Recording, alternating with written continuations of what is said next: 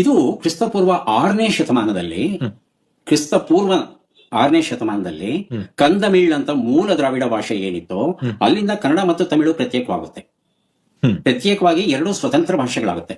ಕ್ರಿಸ್ತಪೂರ್ವ 3ನೇ ಶತಮಾನದ ಹೊತ್ತಿಗೆ ಕನ್ನಡ ಸಂಪೂರ್ಣ ಆಡು ಭಾಷೆ ಸ್ವತಂತ್ರ ಭಾಷೆಯಾಗಿರುತ್ತೆ.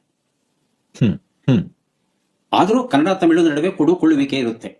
ಕನ್ನಡಕ್ಕೆ ಸಂಬಂಧಪಟ್ಟಂತ ದಾಖಲೆಗಳು ಸಿಕ್ಕಿಲ್ಲ, ಆದ್ರೆ ತಮಿಳಿಗೆ ಸಂಬಂಧಪಟ್ಟಂತ ಅನೇಕ ಶಾಸನಗಳು ಸಿಕ್ಕಿವೆ.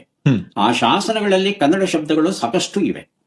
ಇರಾವಂತ ಮಹಾದೇವನ್ ಅಂತ ಬಹುದೊಡ್ಡ ವಿದ್ವಾಂಸರು ತಮಿಳು ಭಾಷೆಯವರು ಅವರೇ ಹೇಳಿದ್ದಾರೆ, ಅವರೇ ಹುಡುಕಿ ಕೊಟ್ಟಿದ್ದಾರೆ. ಇವೆಲ್ಲ ಕನ್ನಡದ್ದು ನೋಡಿ ತಮಿಳಲ್ಲಿದೆ. ಯಾಕಂದ್ರೆ ಕೆಲವು ಗಡಿ ಪ್ರದೇಶಗಳು ಬರುತ್ತೆ, ಆ ಗಡಿ ಪ್ರದೇಶದಲ್ಲಿ ಎರಡೂ ಭಾಷೆ ಮಾತನಾಡೋ ಜನ ಇರ್ತಾರೆ.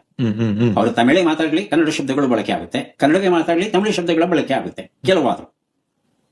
ಹೀಗೆ ಈ ಕನ್ನಡ ಭಾಷೆ ಸುಮಾರು 2,500 ವರ್ಷಗಳಿಂದ ಇವತ್ತಿನವರೆಗೂ ಉಳ್ಕೊಂಡು ಬಂದಿದೆ ಅಂದ್ರೆ ಅದರಲ್ಲಿ ಒಂದು ಅಂತಃಸತ್ವ ಇರಲೇಬೇಕಲ್ವಾ? ಇಲ್ಲದೆ ಇದ್ರೆ ಇಷ್ಟು ದಿವಸ ಎಂತೆಂಥ ಭಾಷೆಗಳು ನಾಮಾವಶೇಷ ಹೋಗಿದೆ. ಅಕ್ಕಾಡಿಯನ್ನು, ಬ್ಯಾಬಿಲೋನಿಯನ್ನು, ಈಜಿಪ್ಷಿಯನ್ನು ಯಾವ ಭಾಷೆನೂ ಇಲ್ಲ. ಇವತ್ತು ಕನ್ನಡ ಉಳ್ಕೊಂಡಿದೆ.